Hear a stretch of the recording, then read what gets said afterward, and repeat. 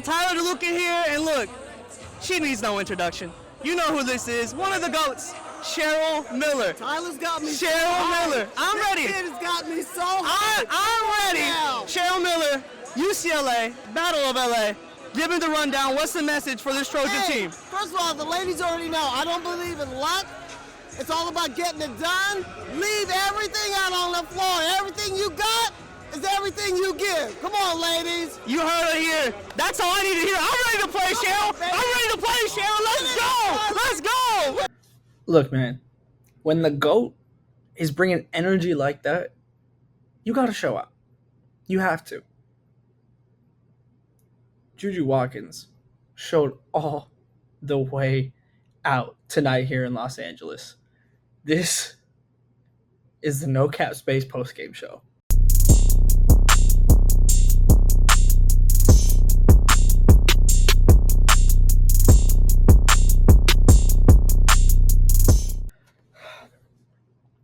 Flip a coin. Pick a side of the ball that you want to talk about first when it comes to Juju Watkins. I mean, when you talk about dominance on both sides, that's different. That's different. What we saw tonight was different.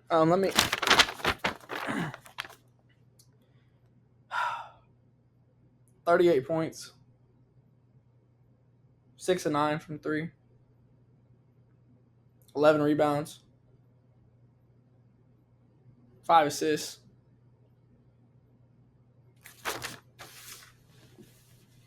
8 blocks. It's one thing to dominate one side of the ball or the other. And we've seen Juju do that. To dominate both sides of the ball in this way is something different. Here's what Juju had to say after this legendary, incredible performance. Yeah, I think just to be, just have that youthful spirit like on the floor. I think that's the biggest thing for me. Just to be out there and go, just to be happy out there, go out there with my teammates and get the job done. I think that's really all I could ask for. And then, like you said, it has been a tough couple weeks for me, but just staying true to the process. I mean, there's a lesson in everything, and I think that is to always stay joyful on the court. So. I mean, look, man, it's no secret that this has been a bit of a slump, especially for Juju standards, a slump, right? Over the past couple of weeks, and when that first shot fell, I'm like, okay. And the second shot fell, I'm like, oh, hold on. And then the next 3 fell, and Juju's family is sitting at midcourt, and I see her look to her family as they're going crazy, and like, I mean, yeah, I'd be going crazy too if my family member did that. But like, it felt like there was almost an exhale. It's hard to almost put into words, but at that moment, I knew offensively we were probably about to see something special from Juju Watkins. What I didn't know was what was about to happen on the defensive side of the ball, and more specifically in the second half, when USC finally starts to double Lauren Betts, by the way. I'm surprised it took them that long. And it's not even necessarily doubling as much as it is just sending down help, right? Not the initial double, but the recovery, right? And what Juju Watkins was able to do, and it wasn't just Juju in this, but I mean, you have 8 blocks, you highlight it. What Juju Watkins was able to do on the defensive side of the ball in this game, and the energy that it must take to be the offense in the way that USC is playing this year, and to be the offense, and also to have the energy to go and do what she did on the defensive side of the ball, is genuinely one of the greatest performances that I've seen, especially from a two-way perspective. I couldn't believe what I was seeing. And these are blocks on Lauren Betts. We've been talking about her as the best player in the nation. That's 6'7", 6'8", and she's getting up there and doing it. That's enough for me though. Corey Close had thoughts on this, and I thought it was very interesting to hear how you game plan for Juju, but when she's dominating like this, there's not much you can do. We said she's a really active, she's always been that way. She takes a ton of chances, but when she's able to get into a rhythm and really anticipate those, she takes pride on both sides of the ball. She's a really good player. Credit to her for some of the plays that she's made. That wasn't a surprise to us. We didn't handle it as well as we needed to, and that'll be our opportunity. I mean, will we, really look in the mirror at this and go, oh, I see how she did it there, and really let it teach us in terms of how we adjust, and hopefully when they come to UCLA, you'll see some of those adjustments take place. But credit to her, it wasn't a surprise, but she did a really good job at it. Throughout this USC season, a lot of the dialogue, and I fully believe rightfully so, is the question mark of what happens if Juju slows down, right? And we've seen some of that within this stretch of games where she struggled for her standards. Who's going to be the one to step up? And can the system that is currently being operated at USC survive if Juju has an off night, right? And from an offensive perspective, we didn't really see that tonight. Kiki Arieffin is the only other player in double figures, a decent stretch kind of towards the end of that game to really hit that mark, as opposed to kind of periodically throughout the night or anything. She ends this game with 13. But the cavalry came. But it came in a different way than you might think in this game. And that was Clarice Akunwafo and what we saw from Kennedy Smith in that fourth quarter. I'll tell you the moment. I can tell you the exact moment I knew USC was going to win this game.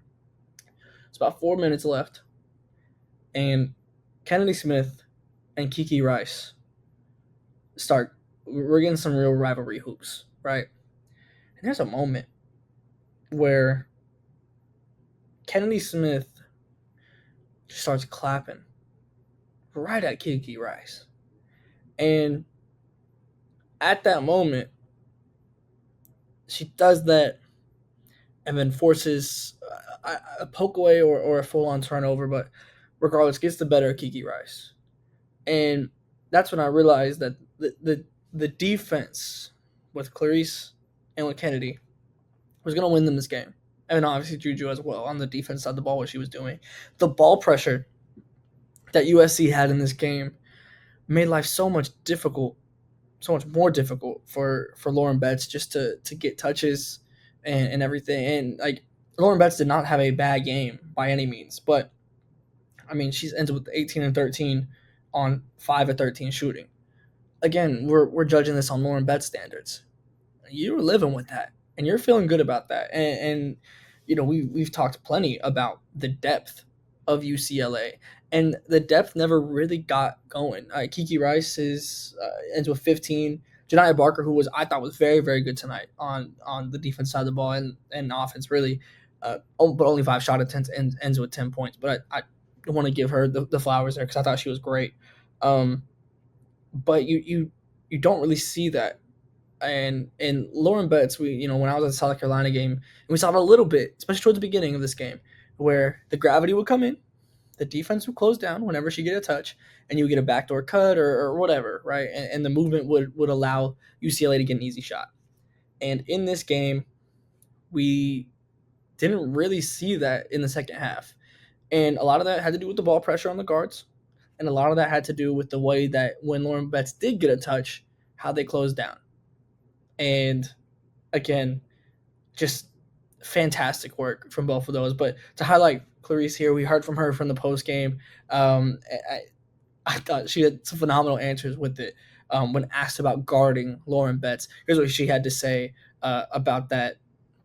And it's the most insurmountable assignment of having to guard Lauren Betts. Honestly, yes, I do my best to shield her and play great post defense, but honestly, the biggest thing is ball pressure, and the guards do a great job of beating that ball. So even if, let's say 1 second, Betts is open, they can't pass the ball to her because of amazing ball pressure. And shout out to Ju because she had my back. I can hold you. That got me sometimes, but I know Ju had my back and had that block. So yeah. Again, that fourth quarter, like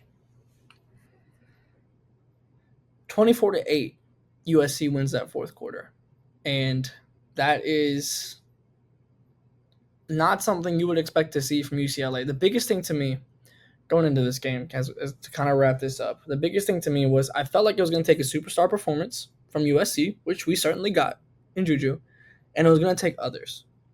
But in my head, I was deeming that on the offensive side of the ball. That was where my frame of mind was. Like, how do you keep up with UCLA on the scoring side?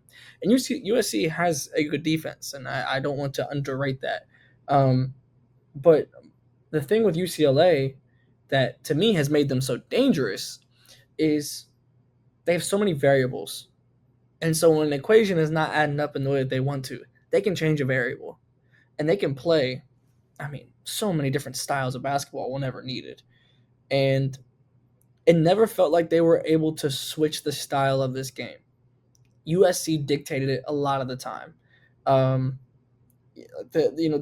third quarter, UCLA comes out and goes on a 10-0 run, and that's they get out of that timeout, and that USC calls, and you at that point you really amplify the double teams coming out of that timeout, and that's where it changed. And I was honestly surprised not to see it earlier. But I think it ended up working out, when they kind of saved it for the end of the game, and it worked in the fourth quarter where UCLA just couldn't change the variables in the way that they needed to, in the way that I frankly expect them to be able to. And so to see that is very interesting to me. But going forward, right, first off, these two teams are going to play again very soon. And they're going to play at UCLA. And if you don't think the Bruins are going to be out for blood, oh my goodness. That game's going to be so much fun. I cannot wait for that. We're probably going to see him at the Big Ten tournament. There's a not a small chance that we see this again in March, right? And we saw West South Carolina, what they did, coming off a loss. And we've seen now that the South Carolina machine is continuing to just go. How does UCLA respond? Lauren Betts looked dejected, and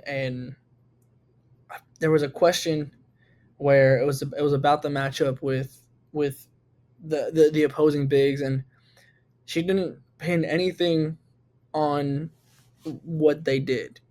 It was purely, I could have done XYZ, like calculated, already knew whether it was forcing shots in the fourth quarter as part of what she mentioned, but there was already, to me, a bit of a switch flip, and that happens. You lose your first game of the season. I think how good UCLA can be is going to be determined in this stretch, where we find out how do they respond to losing a game like this, and ultimately leading back up to another matchup with USC. And we'll have to wait and see. But for USC, you're not going to get this Juju Watkins performance every night, right? But the foundational reason of this win was the defense side of the ball. And Juju Watkins had a major part to play in that. And you're not going to get this level of defensive play from Juju Watkins every night, who's a very underrated defender. But, this was, just a ridiculous game across the board. You can't rely on this level of game. But this is a foundation that you can build on, in the sense of winning a game on your defense. And we've seen it with them before. This isn't the first time they've done this.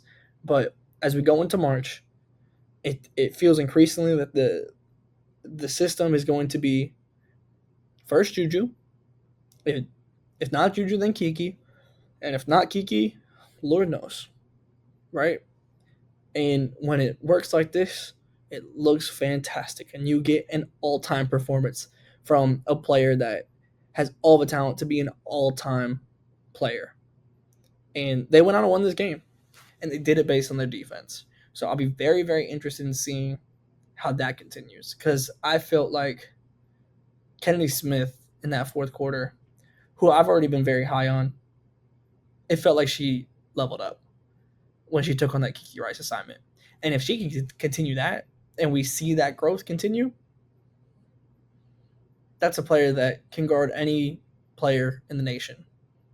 Any of the players on the perimeter can give them a fit. And I'll be very excited to see that. I'm a major fan of Kennedy. So, again, this is an all-time Juju Watkins performance. This is, I mean, she's pretty well dominated UCLA so far in her career.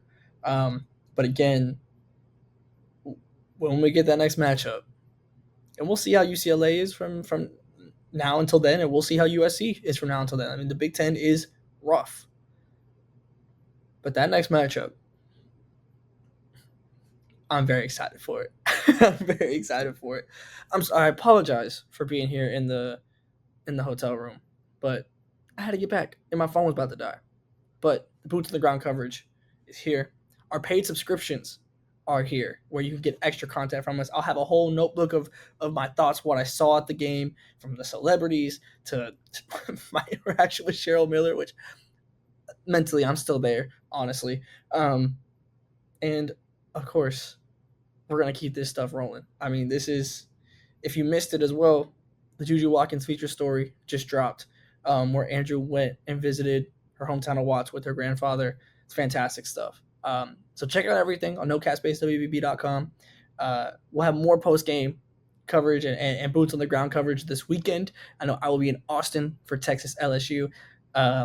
So this No Cat Space train just keeps on rolling. So thank y'all for tapping in. Make sure you like and subscribe here on the YouTube. Go check out the new paid perks that you can get. But also, if you're just tapping in for free, all of the content is still going to be completely the same that we've been doing on the free section. So there's nothing to worry about there. So go check it out. NoCatSpaceWBB.com, and I'll see you next time.